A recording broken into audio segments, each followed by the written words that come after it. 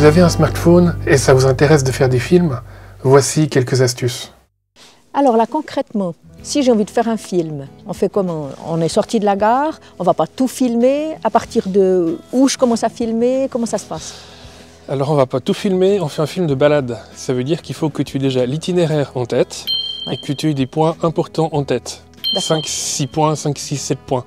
Est-ce que tu sais où on va aller? Oui, très bien. Ça, c'est les points intéressants. Donc, tu vas certainement filmer principalement ces points qui sont intéressants.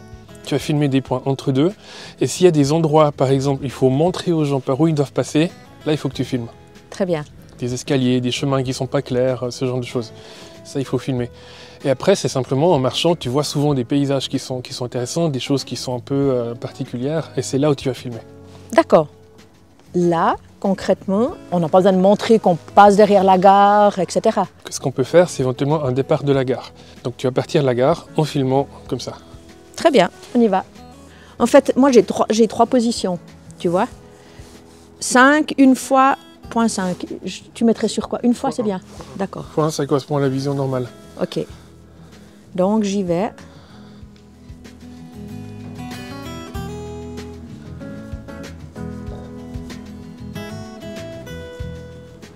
Alors, ben écoute, là, moi, ce que je verrais, c'est ce bâtiment. Je viens ici avec ma caméra pour que le lampadaire soit à l'extérieur. Et puis, je le prends comme ça, je le prends comme ça. Maintenant, je suis embêtée parce qu'il y a un autre lampadaire. Donc, ça ne va pas. Donc, il faut que je coupe un biais là. Ah, t'es pas obligé de bouger. Justement, c'est un bâtiment qui est grand. Tu peux rester ici, immobile, puis tu prends depuis la gauche sur la droite. Simplement? Oui. Ok. D'accord. Ça donne un petit peu de mouvement. Gauche à droite, c'est le mouvement dans lequel tu te déplaces aussi dans ta balade. Ça fait une prolongation du mouvement. Très bien. Je vais essayer ça alors.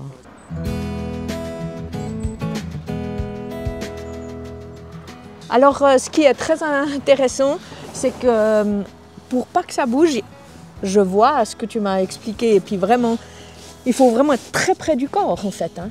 Une erreur classique, c'est de filmer comme ça.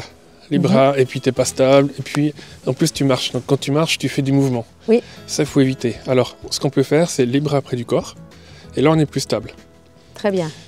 T'as des petits trucs, tu peux filmer en avant, mais des fois tu es plus stable quand tu filmes en arrière. D'accord. Et tu peux filmer, regarde, moi je plie légèrement les genoux. Comme ça, tu fais moins d'impact et moins de mouvement. Ok. Si t'es droit, bah, tu recommences à faire comme ça. Très bien. Là, il y a les 3 arbres ici qui sont en enfilade. Oui. Il y a la maison avec les grilles, le toit, les pierres rondes là-bas. Donc ça, c'est quelque chose que je vais prendre comme ça en déplacement. Très bien. Et puis, les arbres, ils doivent être où par rapport à ton écran? Alors, ce qui m'intéresse, c'est les arbres ici. Donc ça me donne mon bord droite. La maison là, donc c'est mon bord gauche. Donc j'avancerai un peu comme ça. Donc ça ferait un tiers droite, 2 tiers gauche. D'accord. Avancer comme ça. Tu vois? Ok. Comment pas droit? Là, tu es en train de regarder le ciel. Ah, d'accord. Oh. Là, tu as la main gauche qui est trop Et haute. c'est pas simple, hein? Là, tu as la main gauche qui est trop haute. La main gauche qui est trop haute. Voilà. Ok, ça c'est... Là, tu regardes trop le ciel. Attends, un petit peu moins, un petit peu plus haut. Ok, tu peux y aller.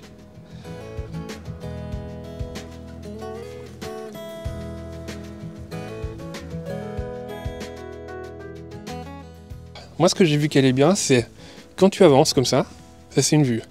Une autre, tu es immobile, mais tu tournes. Quand tu tournes, c'est tout le corps qui tourne. C'est pas tes bras qui bougent, ouais. Parce que là, c'est pas stable. Très bien. Mais c'est le corps qui bouge. Ouais. Et les jambes.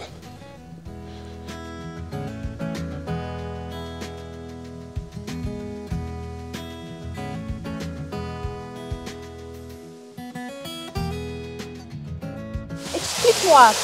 Là, j'aimerais idéalement pouvoir filmer cette cascade, la tourelle, et puis faire une descente aussi sur la chute en entier. Est-ce que c'est possible?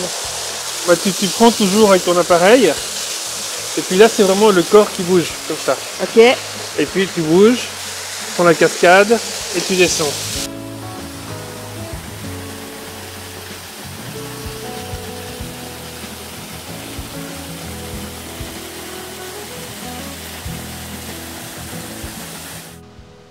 Plus grand? Avance 1 mètre. Stop. Tu te tournes un petit peu à gauche pour voir le chemin. puis le panneau vraiment limite. Voilà, et puis là tu pars.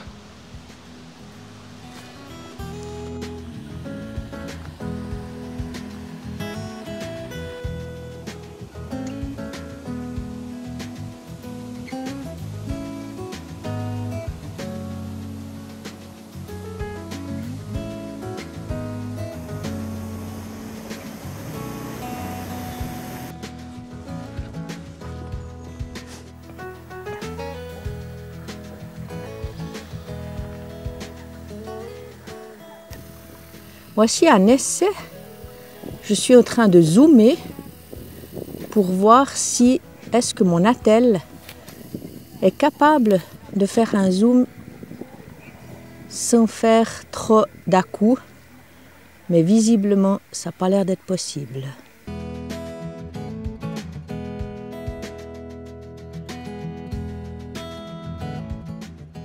Alors là, typiquement, moi, ma problématique, c'est que j'ai envie de tout filmer. Un film, il faut qu'il fasse quoi, 3 minutes à peu près? Ouais, les films de balade qui marchent bien, c'est 3 minutes, 4 minutes maximum. Maximum. Il y a tellement de belles choses. Comment est-ce que tu fais pour sélectionner? Il faut te concentrer sur tes objectifs principaux pour voir qu'est-ce qu'il faut, qu'est-ce qui est vraiment intéressant. Puis à ce moment-là, tes 30 minutes, ça devient 10 minutes, puis après tu réduis encore. D'accord. Mais typiquement, on a meilleur temps de filmer un peu trop, puis après on sélectionne. Oui, il ne faut pas se dire on verra mieux après, il faut filmer. Ouais. Par contre, il ne faut pas tout filmer. Au bout d'un moment, ça vient tout seul. Tu en as marre de filmer et tu te concentres sur l'essentiel. Tu verras dans 1 heure à la fin de la balade, je te parie que tu vas filmer que l'essentiel. D'accord, ok. Bon, ben, on va continuer. Suite. On va voir si je réduis un petit peu. Ouais.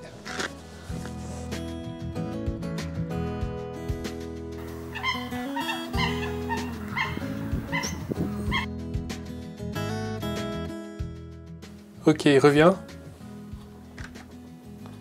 Oui. En fait, là tu es en train de filmer un passage là-bas et ta vidéo est trop longue. Tu aurais pu filmer là et là-bas. Là tu as un panneau qui indique Observatoire de la Grande Gouille. Ce que tu peux, c'est simplement, tu prends le panneau, tu filmes comme ça et tu vas un petit peu sur la droite. Comme ça, en 3 secondes, tu dis ce que c'est, tu montres le paysage et c'est tout. Très bien.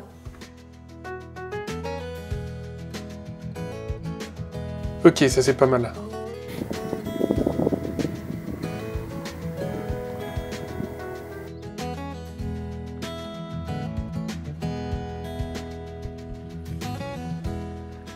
Alors là, typiquement, si je veux filmer cette partie-là, je peux quand même me mettre sur 0,5. Alors oui, bien sûr, il n'y a pas de règle absolue. Par contre, quand tu mets sur 0,5, tu prends large. Donc du coup, l'œil, il n'aime pas trop. Il a l'impression d'être un peu sous LSD, donc il faut utiliser avec modération. D'accord, mais si on n'a pas le recul oui, nécessaire, on peut quand même l'utiliser. T'as pas le choix.